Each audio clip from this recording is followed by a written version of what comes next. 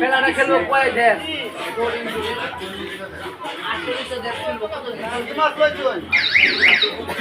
না মোট খেলাটা কত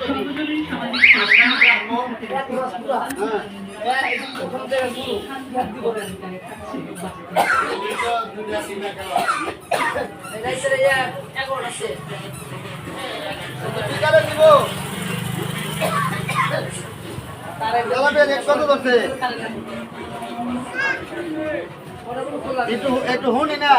বুঝা পারো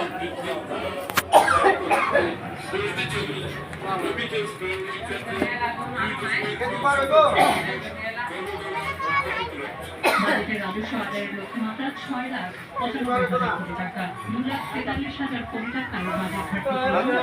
বেড়েছে আর্থিক প্রতিষ্ঠান সহ গুরুতরের অংশ থেকে নেওয়া হবে 1,00,000